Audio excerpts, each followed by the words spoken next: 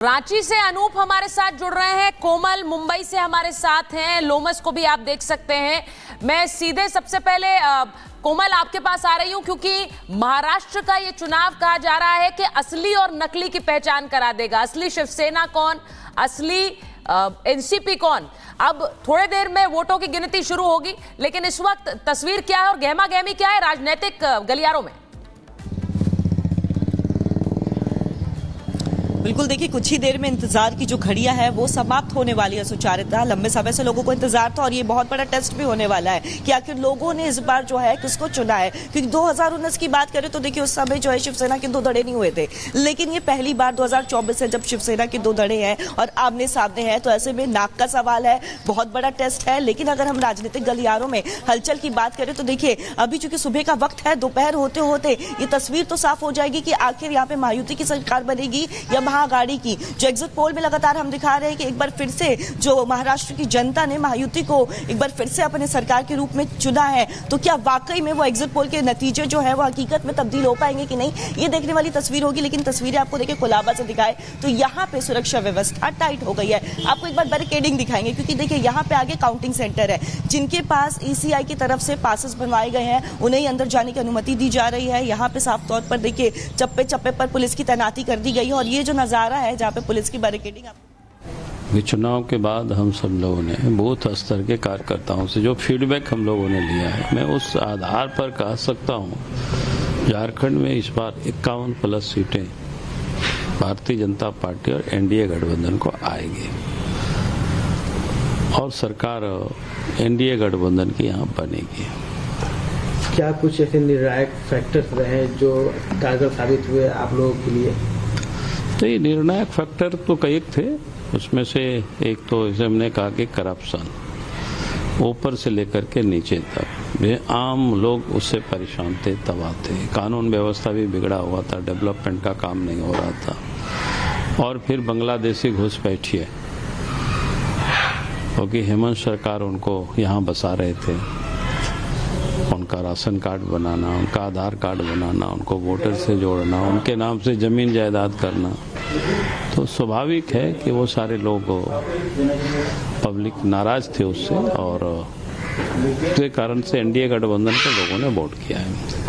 अगर डिवीजन करें संथाल परगना में, कोल्हान परगना में, इन सब में कितने सीट पाने को? नहीं, मैं इस प्रकार के डिवीजन नहीं करता हूँ कि जो कि हर प्रमंडल में भारतीय जनता पार्टी और एनडीए गठबंधन को वोट भी मिला है और जीत भी रहे हैं।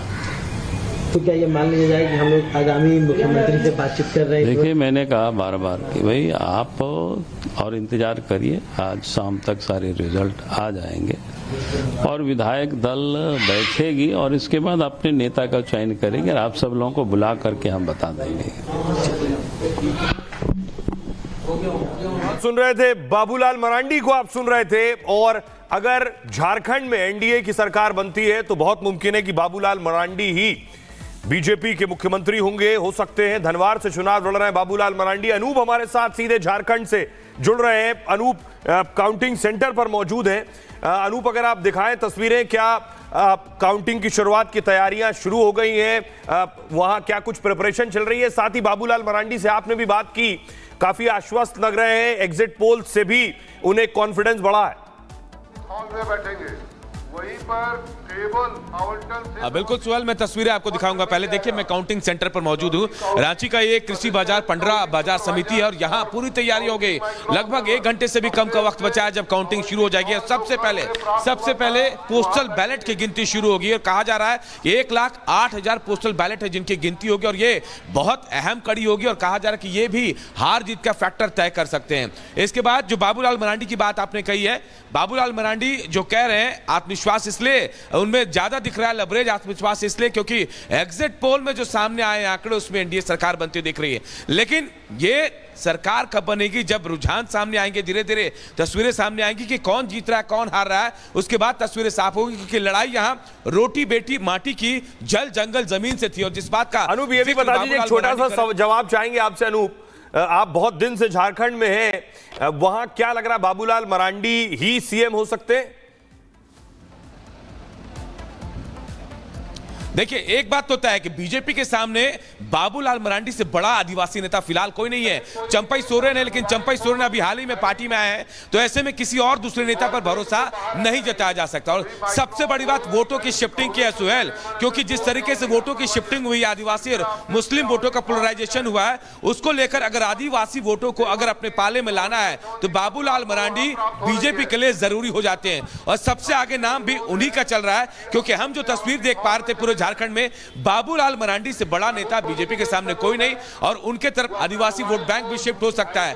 थोड़ी अगर उनको प्रायोरिटी मिलती है तो उस वोट बैंक को जो उनसे छिटका है बीजेपी से, वो उनको एक बार फिर वापस ला सकते हैं। और आत्मविश्वास जो आप देख रहे हैं बाबूलाल मरांडी का, ये वजह है लगातार उनको ये कहा भी जा रहा था कि आप तैयारी कीजिए या फिर अपने तरीके से मैनेज कीजिए। और बाबूलाल मरांडी में वो कुव्वत है, वो काबिलियत है कि वो पूर्व मुख्यमंत्री रह चुके हैं, उनको अनुभव है। ऐसे में बीजेपी के सामने कोई और विकल्प दिखता नजर नहीं आ रहा है। जानते हैं कि अगर बीजेपी की सरकार वहां बनती है, एनडीए की सरकार बनती है, तो वो भावी चेहरा होंगे।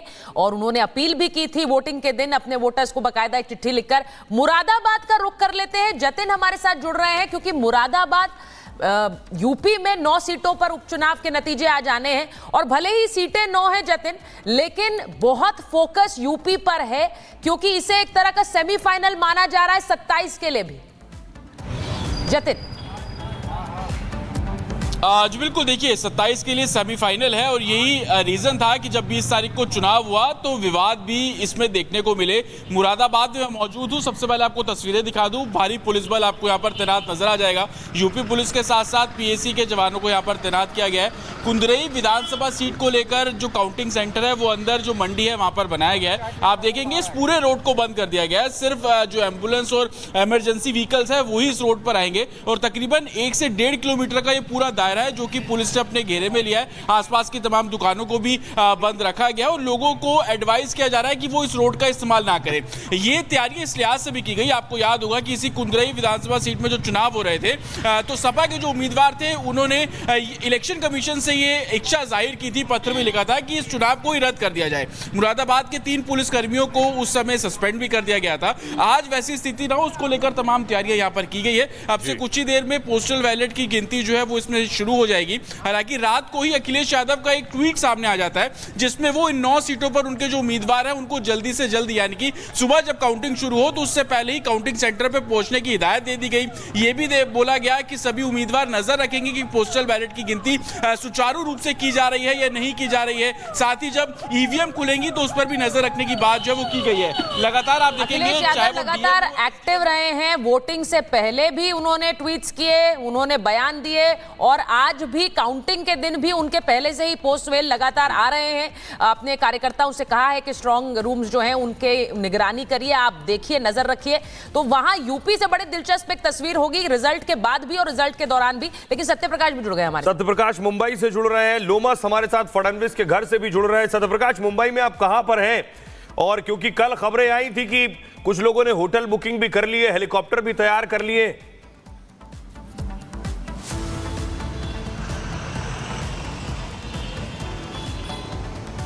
देखिए, मैं इस समय मातोश्री पर हूँ, और मातोश्री पर इसलिए हूँ क्योंकि महाविकास आघाड़ी में जिस तरह से कल से ही होटल बुकिंग शिवसेना उद्धव ठाकरे गुट के द्वारा किया जा रहा है, कांग्रेस के द्वारा किया जा रहा है, एनसीपी शरद पवार के द्वारा लगातार अपने विधायकों से कहा गया है कि वो जैसे ही वो जीतते हैं वैसे ही सर्टिफिकेट लेकर मुंबई के लिए रवाना हो। क्योंकि जिस तरह से होटल पॉलिटिक्स शुरू होने वाला है, क्योंकि जिस तरह से तस्वीरें दिख रही है, जिस तरह से आंकड़े एग्जिट पोल में आए थे, तो कहीं न कहीं महाविकास आघाड़ी को भी लग रहा है कि हो सकता है कि जो बहुमत का आंकड़ा है उसके आसपास करीब पहुंचे।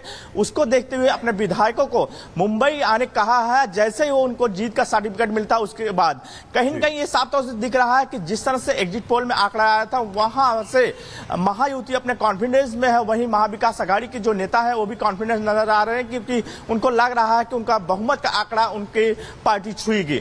जी, बहुमत आंकड़ा छुएगी। जो एग्जिट पोल्स हैं उनके हिसाब से महायुति की सरकार बन रही है। लेकिन जैसा सोहेल ने कहा, लोमस जरा बताइए, वहां पर गतिविधियां तेज हैं। कहा जा रहा है कि देवेंद्र फडणवीस भी बहुत से जो छोटे दल हैं और जो निर्दलीय हैं उनके संपर्क में हैं, क्योंकि अगर नंबर्स की कुछ क्रंच होती है तो इन्हीं का सहारा लेकर सरकार बनाने के लिए पूरी तैयारी बैकडोर चल रही है अभी। बिल्कुल सुचारिता, आपने सही कहा, और अभी की तस्वीर मैं दिखाना चाहूंगा। अभी फिलहाल क्योंकि हलचल नहीं है, लेकिन देवेंद्र फडणवीस वो व्यक्ति हैं जिन्होंने महाराष्ट्र के पूरे इलेक्शन में काफी हलचल पैदा कर दी, क्योंकि वो लगातार कहते हुए नजर आ रहे हैं और साथ ही जो तमाम संगठन है उनके तरफ से खबरें निकल के आ रही हैं कि देवेंद्र फडणवीस के पूरे तरीके से अगर बात करें, देवेंद्र फडणवीस के जो अगर इलाके की बात करें तो उनके अंदर कई ऐसे नेता हैं जो कि उनके संपर्क में हैं। और अगर आप बात करें एक दिन पहले देवेंद्र फडणवीस ने एक मीटिंग भी रखी थी जिसमें कि जो तमाम महायुति के नेता पहुंचे थे और ये भी कहा था कि जब इलेक्शन के रिजल्ट आएंगे तो किस तरीके से क्या काम करना है, और उसको लेकर के भी देवेंद्र फडणवीस पूरी तरीके से प्लानिंग करते हुए नजर आ रहे हैं। और ये भी क्योंकि ये चुनाव पूरी तरीके से नाक की है, ये चुनाव असली नकली की है, और ये भी कहा जा रहा है कि जैसे ही आंकड़े निकल के सामने आएंगे और जैसे ही 8 बजे के बाद रुझान आना शुरू हो जाएगा, ये पूरी तरीके से तस्वीर साफ हो जाएगी महाराष्ट्र में किसकी सरकार है, महाराष्ट्र में कौन अपना सीएम बनाएगा। हालांकि देवेंद्र फडणवीस अपने आप को तैयार बता रहे हैं। दूसरी तरफ महाअघाड़ी की बात करें, महाअघाड़ी की तरफ से भी तैयारी पूरी कर ली गई। आपने देखा कि कैसे ऑब्जर्वर के नाम यहाँ पे डिक्लेयर कर दिए गए और उनके तरफ से जो होटल बुकिंग का भी सिलसिला शुरू कर दिया गया। और साथ ही ये भी कहा जा रहा है कि जैसे आंकड़े निकलेंगे, उन्होंने अपने विधायकों को कहा है कि आप मुंबई जल्द से जल्द पहुंचे और जैसे ही आंकड़े निकलेंगे उसके बाद होटल पॉलिटिक्स तो शुरू हो जाएगा। उसके शायना एनसी कुछ कह रही है, क्योंकि आपके आंकड़े ही नहीं आएंगे तो आप होटल में किसको लेके जाएंगे।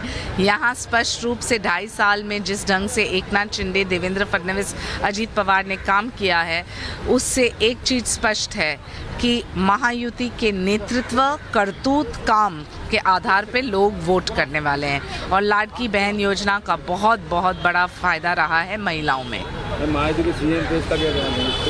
मैं कोई स्पेक्यूलेशन में नहीं जाऊंगी, मैं ज़रूर कहूंगी कि एक अनुशासन के साथ नेतृत्व तय करेंगे। फिलहाल ये इतिहास बनने जा रहा है क्योंकि ये एक हैट्रिक है, हैट्रिक ऑफ सॉर्ट्स। और बहुत सारे लोग हैं जो सिर्फ बयानबाजी करते हैं, नकारात्मक राजनीति, तुष्टीकरण की राजनीति। हम सिर्फ सकारात्मक रूप से काम कर रहे हैं। Thank you. शायना एनसी को आप सुन रहे थे। शायना एनसी बीजेपी की प्रवक्ता रही, आखिरी वक्त में शिंदे सेना ज्वाइन की और मुंबा देवी से चुनाव लड़ रही है अमीन पटेल के खिलाफ। और सुचरिता, वो जो बवाल हुआ, जो टिप्पणी की गई शायना एनसी से काफी चर्चा में चुनाव में रही, उन्होंने पलटवार भी किया है। लेकिन इस बार सिर्फ शायना एनसी ने बयानों का बहुत ज्यादा वजन इस चुनाव में रहा है और वो बयान महाराष्ट्र की राजनीति में भी रहे और उत्तर प्रदेश की राजनीति में भी रहे हैं। तो आज जब नतीजे आएंगे तो ये भी पता चलेगा कि उनमें से कौन सा नारा चला है और कौन सा नहीं चला है। और इन बयानों पर भी आपस में भी तकरार रही, चाहे